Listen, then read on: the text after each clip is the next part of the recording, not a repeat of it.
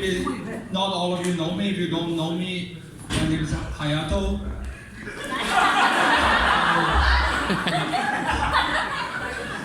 I see some laughs. I assume you're, yeah, you know, you can tell I'm not Hayato, I guess. But apparently you are doing a pretty good job, like better than some guy I saw outside here a couple of months ago. There was one day, a couple of months ago, we did thrusters, and I have a habit. After I do like 75 thrusters, I would like to puke a little bit. So I was sitting in a corner quite miserable over there, and somebody told me, you should take a walk. It would help. Then I was like, okay, I went outside, you know, I walked around like where we always run. I passed that corner where this used to smell like fish, but I kind of missed the time when it smells like dead fish at that corner when Levo was around. Well, it's kind of weird as I said it, because it's not like I'm a pervert or anything, it's not like I love the smell. It's just, I always, when they were there, I always had an excuse not to run very fast. So I come back, they're like, can you go faster? I'm like, it's very hard to breathe over there. I don't have the excuse anymore. Then I walked past there, there was this guy came out from Store Cash next door. He was pushing his cart with a shitload of groceries. And, I think he was like, he's also Asian, but I think he was like from Thailand or something. I don't know. I can't tell. He's not from China, but so I was like walking super tired, like some zombie who just did CrossFit or something.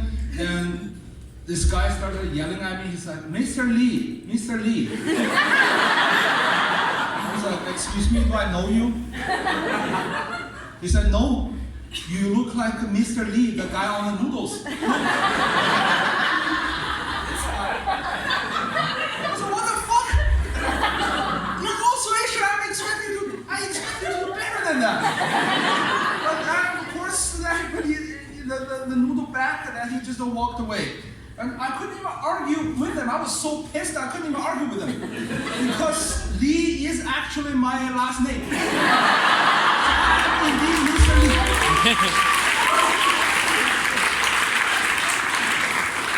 I was so pissed, so I had this urge to puke in his cart, but he was too fast for me. I couldn't catch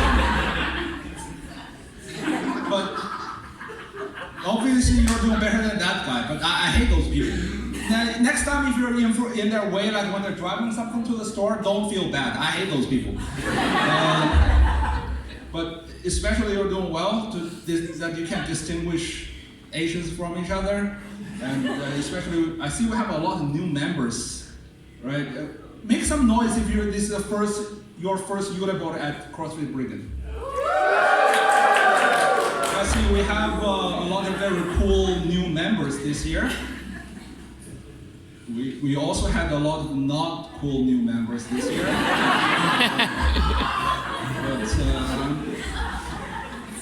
But the reason I'm here is, so I'm still new. I started doing stand-up like a couple of weeks ago. I saw it. He's like, I'm going to be your manager. It's okay.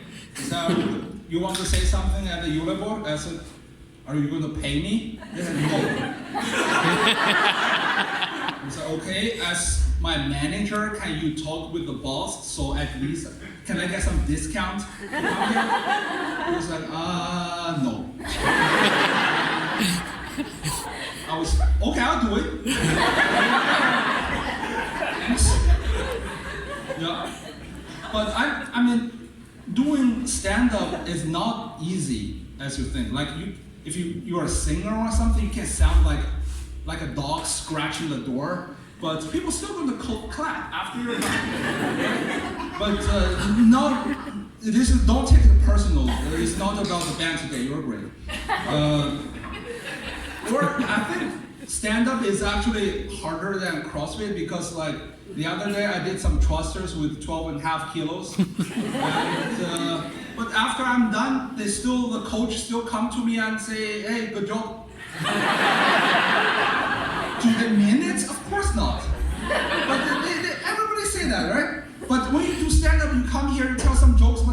left, so what the fuck are you gonna do? You're gonna fucking tickle everybody? No. So it is actually quite hard. Yeah, especially as doing it as a second language, it is really hard. Like, by the time I was 13, I knew like 4 English letters, and they were not even A, B, C, Ds. Instead, they were Ace, Jack, Queen, and King. So it's not easy. But as Snorri said, this is the first CrossFit stand-up. At least I tried to look up on the internet. I didn't see anything. I tried to find like CrossFit jokes, but it's always people making fun of CrossFitters. Like, probably you all heard of the joke, like, oh, a vegan atheist and a CrossFitter walk into a bar. How do you know they're a CrossFitter? Because they will tell you something like that. I've never heard of like a CrossFitter tells everybody. At least I've never really actively tell people I do CrossFit. I tried, but they didn't believe me.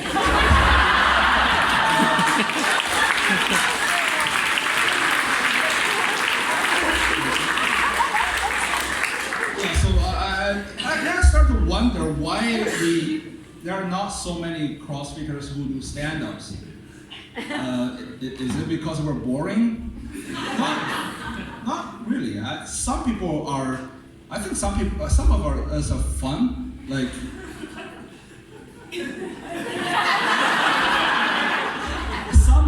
It's a big world. I think some of us are fun.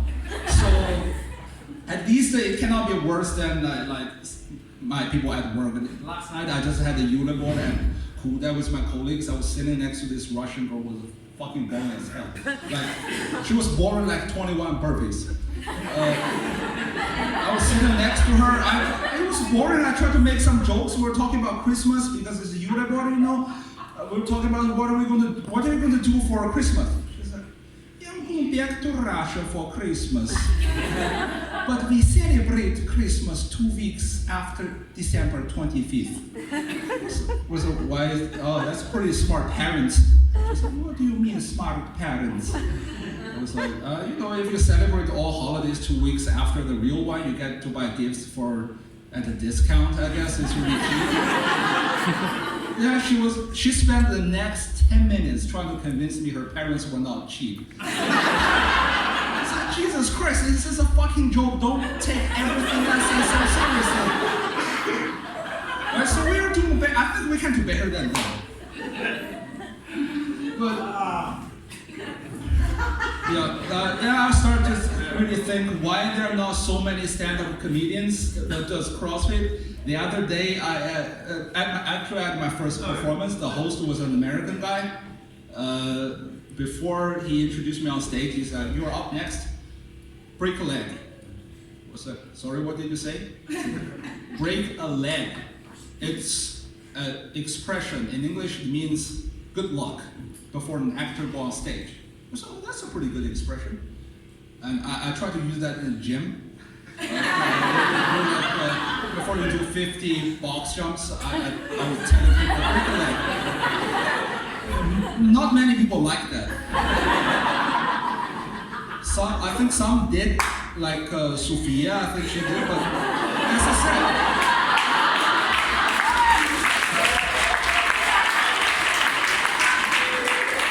but she's one of those people who take whatever I say very seriously. It's not a request, right?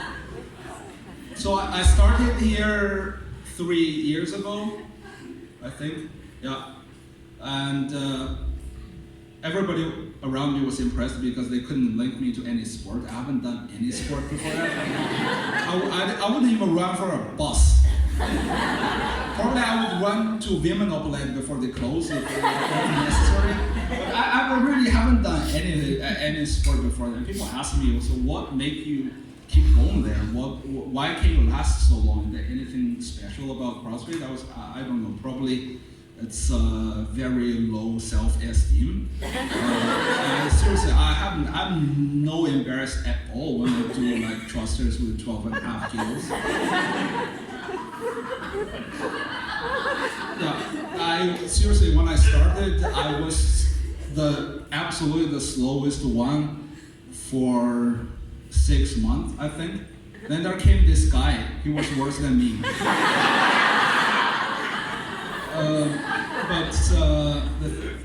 For like 3 months, but he gave up. Maybe not many of you remember this guy, but I do. I love that guy. But I think he had too much self-esteem. Then he left. Then I became the worst one again. 6 months. That was it. But ironically, no esteem was the reason why I started CrossFit. I had a colleague, she was telling I had a depression because of the weather. It's just so dark when I moved to Norway.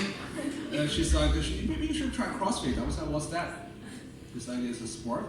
Yeah, I'll do it. I had no idea how hard it was. I finally found out CrossFit is hard until like 2 months ago. I went to SAS with my colleagues. We did like spinning and stuff like that, station training. When I was doing that, I was like, holy shit, CrossFit is hard. They were really worried about me because I didn't look like somebody who trains a lot, but after we're done, they're like, are you okay? I said, yeah, I'm okay. What are you going to do now, go home? I said, I think I'm probably going to the gym. So then I was like, yeah, CrossFit is really hard. Then when I started, after like 9 months, she called me again. She's like, are you feeling better? Do you like CrossFit? I said, yeah, I like it. Do you have more self-esteem? I said, yeah, I have a lot more self-esteem now. I just don't think I deserve them all. But I think I have more, yeah. But the thing is, I was negative, but I think being negative is actually really good for being a stand-up comedian. Because you never see a very positive stand-up comedian. You never hear people say like, oh, I love my life, it's so great, my wife is beautiful, I love my kids, my dad. It's not funny. A lot of the stand-up comedians, they just complain about shit. Like, oh, my dad is an asshole, my wife is so ugly, why our wall balls look like the vagina of a 6-year-old. I have no clue why, but I think they do. Probably some even look like a prostitute expat to Africa or something. Yeah, but so I want to keep some of that negativity at least.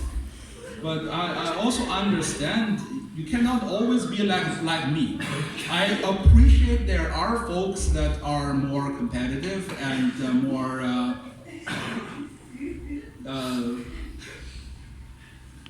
positive.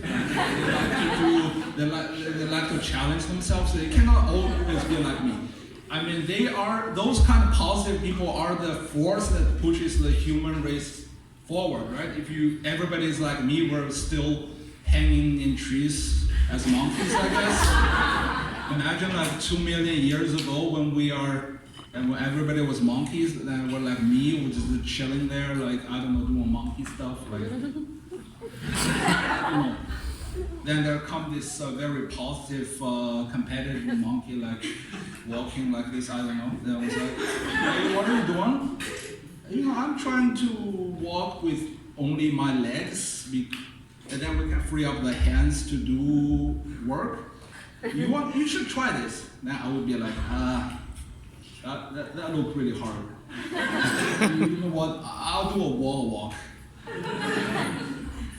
But then a million years later, he became human. I'm still a monkey hanging in the tree. You were walking pretty well up there. So yeah, now I'm trying to practice muscle ups. You should try that too, it's good for you. I said, what the fuck are you talking about?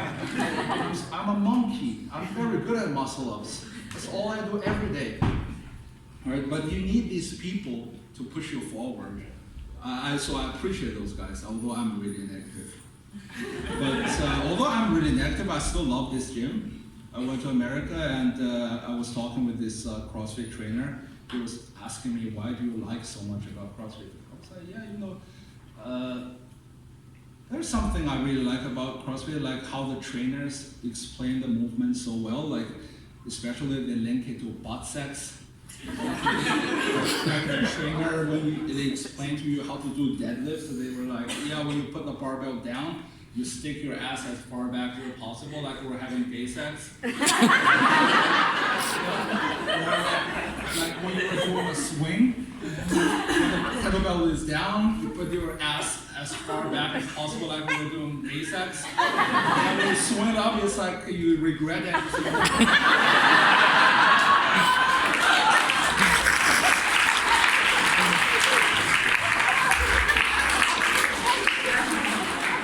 Then that guy was like, that personal trainer was like, first of all, I don't think all CrossFit trainers explain things like that. And second, why do you find it easy to learn when you're related to butt sex? I couldn't answer that question, so I was like, what level are you? Like, I'm a level 2, I was like, yeah, that's level 3 stuff.